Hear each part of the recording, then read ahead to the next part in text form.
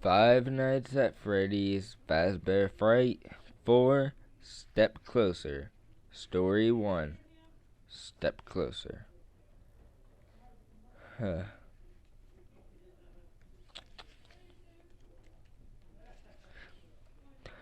Foxy's yellow eyes glowed in the darkness of the room. His jaw hung open, flashing sharp teeth. Foxy lifted his hook and slashed its sharp tip in front of Pete's face, the hook whizzing over his nose, or by his nose. Pete rolled off the bed, his body shaking in fear. His stomach pinched as he laid helpless on the floor. Foxy then loomed over him. The shifting of gears in the room that was filled when Foxy had swung his hook in the air. "You can be a pirate, but first you'll have to lose an eye and an arm." "No," Pete breathed. When Foxy slammed his hook down into Pete's eye, an audible pop sound came, and blood poured out of his eye socket as Pete screamed in pain. Freddy Fazbear's Pizza was crowded with crazy little kids and their harassed idiot parents. Music bellowed through the speaker walls, and arcade games pinned and vibrated. The scent of burnt pepperoni waffled through the air and mixed with a scent of cotton candy. Pete was slouched over against the wall. His ankles were crossed and he had a ball cap on. It was turned backwards. He was drinking a cherry-flavored cola while also chewing his watermelon-flavored gum. His little brother and his friends were crowded around an arcade game. Pete didn't want to be here, but his mother had to work and Chuck had to be with his friends after school again, so that left Pete to play the babysitter. For the 100th time, he asked himself, why was it always his job? And was the little snout grateful? Nope. Chuck was always whining about his inhaler, always whining he was hungry, always asking a bunch of questions, and it was always something. Since their dad had left, Pete was always saddled with everything that Chuck had did. His mom's words were stuck in his head. "You're a man now. You're the man of the house, Pete. Take care of your little brother, will you?" How was Pete supposed to be the man when he was just 16? Did anyone ask him what he thought of his new responsibilities? Double nope. Pete watched a little kid walk up to a couple of employees that were cleaning a birthday table. He then pulled on the guy's sleeve, and the man looked down at the kid and smiled. "Can I help you with something?" he asked. "I was wondering where Foxy the Pirate was," said the kid. The man's voice was sweet. "Oh, Foxy's on vacation at the moment. We have to have him back soon. We hope to have him back soon anyways." The little kid then stuck his lips out, but nodded as he walked away. The other employee chuckled. "Good one," he told the man. "Yeah, on vacation. In the maintenance room. Don't know when they'll bring the show out again." Pete was thinking over when he realized someone was saying his name. "Pete!" He pulled his attention from the conversation and moved his gaze towards Maria R., who was standing beside him. Her black hair brushed against his shoulders, her lips were glossy red, and she had these bright green eyes with long eyelashes and a few freckles on her nose. She was a cheerleader at their high school, and he had known her since they were in 6th grade, so why did he suddenly feel so nervous around her? "Hey, Maria," he said. Er, Stuck here with a little Chucky, huh? Pete scouted. Yeah. Same here. My little sister's birthday, Marla motioned. She then motioned her hand towards the birthday table at the front of the stage, with little kids wearing cone hats and eating cake. Can't believe we used to be like them. He smirked. Don't know about you, but I was never like that. Maria smiled. Sure. So where have you been? Haven't seen you at practice lately. He'd been benched over from football for unnecessary rudeness and having a bad attitude on multiple occasions. True. It was true. The truth was, Pete never used to quit anything. He was so used to finishing whatever he started, but after seeing his parents quit each other, finishing things didn't matter so much anymore. Plus, he didn't need any more grief from the couch. He had gotten enough of that from his teacher and his mom. A kid could only handle so much gripping. He shrugged. Got tired of it all, you know? Yeah, I guess so. So, what are you doing with all your free time now? Well, someone then waved to Maria from the party table, and her face lit up. Yes! Finally time to leave. Before she left, I added, Hey, a bunch of us are meeting under the old Beacon Bridge if you want to come and hang out later. The Rudy entrance of the maintenance room. Pete then messed up and repeated the phrase, but this time he decided if you want to meet up instead of saying in the maintenance room. Pete smiled. Yes. Anyway, she nodded. It'll be fun. When he shook his head, can't. I have to watch Chuck the Chump. Oh, okay. Maybe next time. I guess I'll see you around school. Alliteration then washed over Pete as he watched Maria walk away.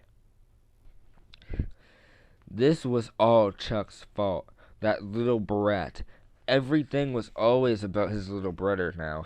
It didn't matter what Pete wanted because nothing mattered when it came to Pete. Dad had left. Mom was in her own little world, and they figured they would just put Pete in charge of Chuck because they didn't have time to deal with him themselves. But Pete had never signed up to take over their responsibilities. He was a kid, and kids should be free, not worrying about stuff. They should be able to do whatever they want, like hanging out with other kids instead of watching their little brothers, because his parents didn't care about any of that, obviously.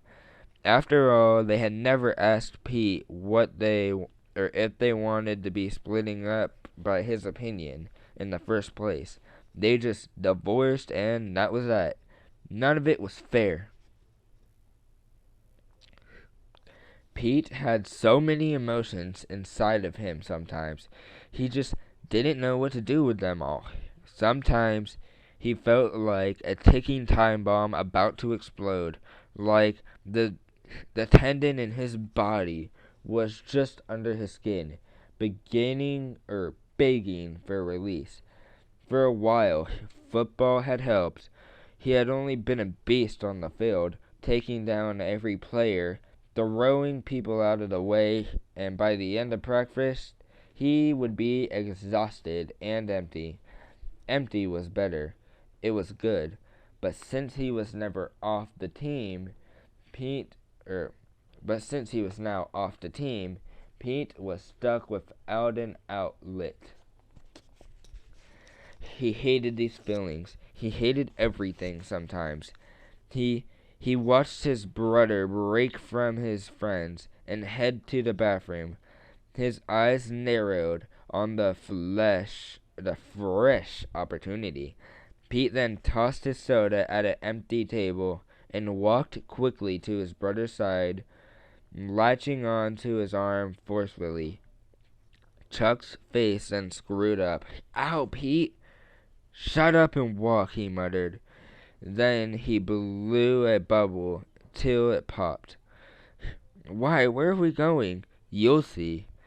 With a quick look over his shoulders, Pete then hustled his little brother down a long, darkened corner door. The floor was faded and old, and peeling posters of animatronics lined the walls. The place needed a serious upgrade, and Pete wandered down the hall before and even discovered a large maintenance room. Now that he knew what he was going to do, and he was taking a vacation inside, he couldn't wait to take Chuck along for a little adventure, considering his little brother had always been scared of a certain animatronic. Chuck then started to protest. "Where are we going? What's the matter? Are you scared?" "No, I just want to stay where my friends are," he then stuttered. "We're going to check out something," I replied. Chuck then hiccuped and licked his dry lips around his braces. He sounded like a toad when he was nervous. "Just leave me alone, or I'm telling Mom. You're such a little snitch. Now you're really going in." Pete then dragged his surprisingly strong little brother through the entrance of the maintenance room to meet Foxy the Pirate Fox. The heavy door slammed open behind them, engulfing them in darkness. Pete then said, "Now stop it." His little brother replied, "Pete, let me go." "Quiet! Someone might hear you, and I don't want to listen to you whine like a baby. Do you know how annoying you are?" Pete wouldn't lose his vice grip that he had on his little brother. No, it was time to teach Chuck a lesson. It was time for Pete to do what he wanted, and right now, it meant giving his little brother a really good scare. Little Chuck the chump might even pee his pants. Pete then chuckled at the idea. With one hand still firmly on his brother's arms, he fished his phone out of his pocket and turned on the light to guide them slowly through the darkness. The area was strangely quiet, as if it wasn't connected to a boatload of people just down a hallway. The smell here was stagnant and musty, and the air seemed lifeless, as if no one had set foot in this place recently, which was weird when the rest of the building was full of activity. His little brother hiccuped more so. Pete's foot then knocked a bottle cap across the floor, as well as a bottle. It hit something and shattered. Pete and Chuck froze, wondering if someone might have heard that, but no one screamed and no one seemed to be around. Pete then scanned the floor with the light, revealing scuffs of black and white checkered tiles. Dusty tables and a few broken chairs were scattered about the large room. There were cardboard boxes on tables and half empty with party hats that were placed on them and scattered around them. His light then flashed on a big black spider sitting on the edge of one box. "Aw, look at that sucker. It's huge," Pete said. The spider then jumped away and the boys leaped back. "I hate spiders. Let me get out of here," Chuck whined again. "Not yet. There's still more to explore. Think of it like one of those games you like to play. You have to find the secret treasure," Pete said, laughing under his breath, more like he had to scare everything out of his brother a little more. He then flashed the light down the hall, down on the floor. He then stopped on what looked like a dark melted candle and strange black markings. "What is that? Are those symbols?" Chuck wanted to know. Who cares? Pete continued to wave the light around. He then saw the small stage with the closed purple curtain and grinned. He then had a grin split in his mouth. Pinned to the curtain, there was a crooked sign with the words "Out of service." Score! Hopefully it still works. Pete, we shouldn't be here, his little brother said as he hiccuped. We could get in big trouble. Like big trouble, like trespassing, you know. That's against the law. That's against the law, Pete mimicked his little tiny brother. You're such a nerd, you know that. What are you going to be whenever you even grow up, Chuck? A cop? I'll be sure to buy you a donut on the way home. Pete then shined a light next to the stage, revealing a rusted control box on a side table. The cover was broken off the box. This is gonna be so good. He dragged his little brother to the foot of the stage. Enjoy the show, little brother. Stop it, Pete. He grabbed Chuck by the shirt and pants, giving him a good wedgie as he launched him into the little stage. Chuck then crashed into a platform with it, and Pete rushed to the control box. He then slammed the palm on the button that said start again and again. A low hum sound, then followed by a fled click and clink. Oh, come on, Pete yelled. Come on! Nothing happened. Finally, the small curtain began to open. Hiccup, hiccup, hiccup, said the little brother. In a quick motion, Chuck rolled around to the side. Chuck, you wimp! Pete rushed to the stage, grabbing Chuck by his sneakers to keep him there. In this quick moves only fear can bring. This quickly will show how scared you are. Chuck managed to evade his brother. He climbed to his feet, jumping off the platform, and ran. And that was faster Pete had ever seen his brother run before. If he hadn't been running from Pete, he might have even been impressed. Pete then moved to get him back. He then came to a halt in front of the stage as his shirt got caught on something. Dang it, he muttered. He then tugged on his shirt, but it was caught on a stupid nail. Chubby music then sounded through the air as the curtains had opened fully. Pete stood frozen in front of the fractured Foxy animatronic that was glaring down at him. The yellow eyes glowed under the red brows, and an eye patch flipped over his right eye. A jaw with sharp teeth, pointy teeth, hung loosely as the big fox began to sing a disjointed song about becoming a pirate. One arm had a hook for a hand, and the other was stripped with fur, showing its robotic skeleton. Strange sounds and rolling gears then screeched and seemed to echo in the quiety of the room. The robot's chest appeared to be ripped open, exposing some of his mechanical body entrails. Foxy moved slowly, eerily, even though Pete knew he was just a robot.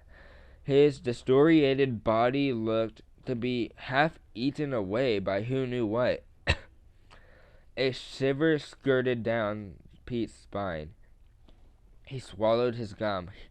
He couldn't move his gaze away from Foxy's yellow eyes as he sang.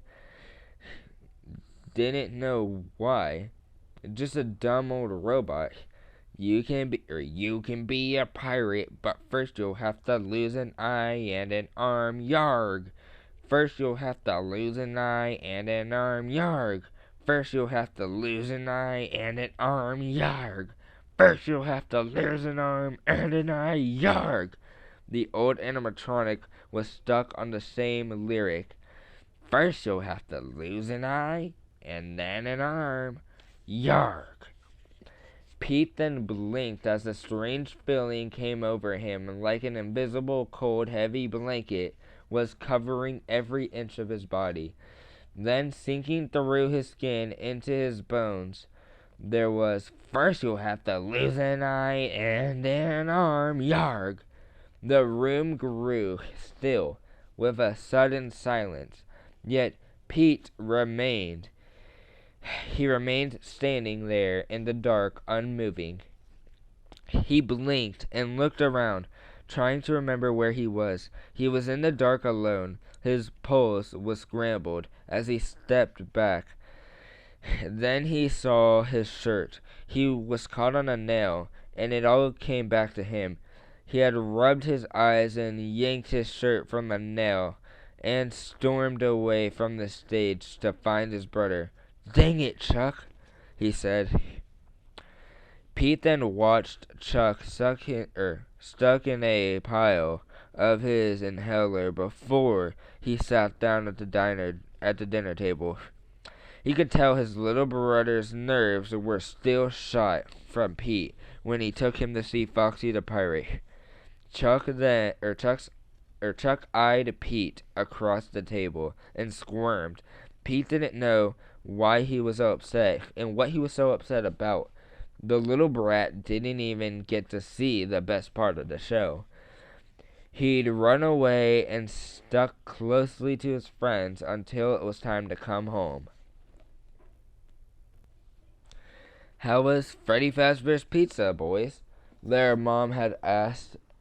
She then sat plates of ham and potatoes in front of them. "Fine," Chuck said without looking up from his plate.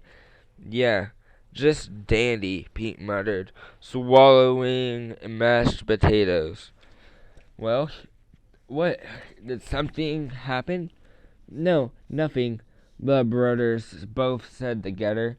Pete then gave Chuck a warning look. "Better not tell," is what it said. Mom raised her eyebrow as she sat down. "Okay, well, I have something exciting to share with you both. I thought it was time for us to do something as a family, and something that was good for the world." Pete then bit back words that would literally hurt his mom's feelings. What family? It had been nearly 6 months since Dad had left and broken up their family.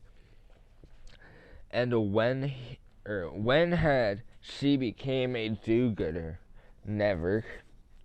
Something new, something that represents a fresh start for the three of us as a family unite thing. Something that could give someone else a fresh start too. She pulled out a paper from a folder and then turned it towards it and then began to read. Pete began to read the bold letters in disbelief. "Organ donors?" Mom nodded in excitement. "Yes. Well, we're going to be family donators. Doesn't that sound great?" Chuck's gaze then met Pete's in astonishment. "This is your exciting news? You really want us to give up our own body parts?" Pete asked her. She then waved her hand at Pete. "Only if something happens to us, silly. Which obviously we don't want. But if it did, we could actually help other people who are sick and in need of a new heart or kidney. And we could save someone's life, maybe. We'd be heroes. We'd be dead heroes, Chuck said. She laughed. Oh, Chuckles, you make me laugh. Yeah, Chuckles, you're a riot, Pete said, deadpan. Chuck then scrunched up his face. Hey, Mom, you know what Pete did today at the pizza place?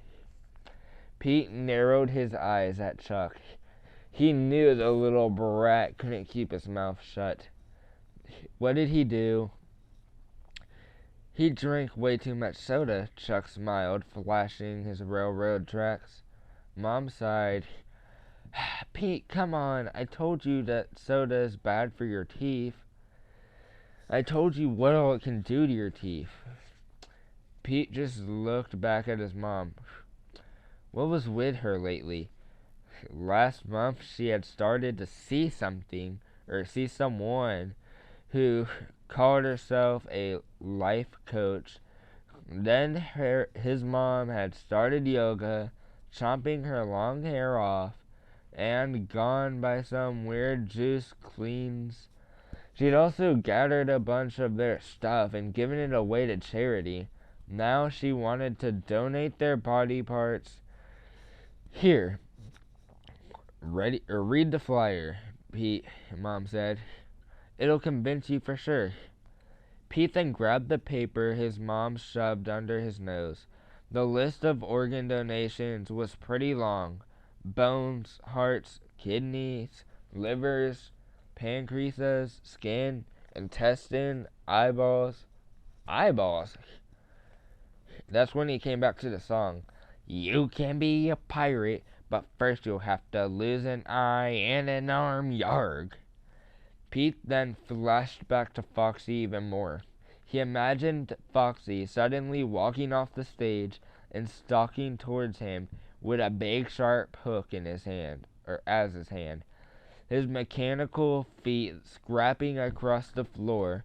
Pete's mashed potatoes did a slow roll into his stomach, and he suddenly felt lightheaded.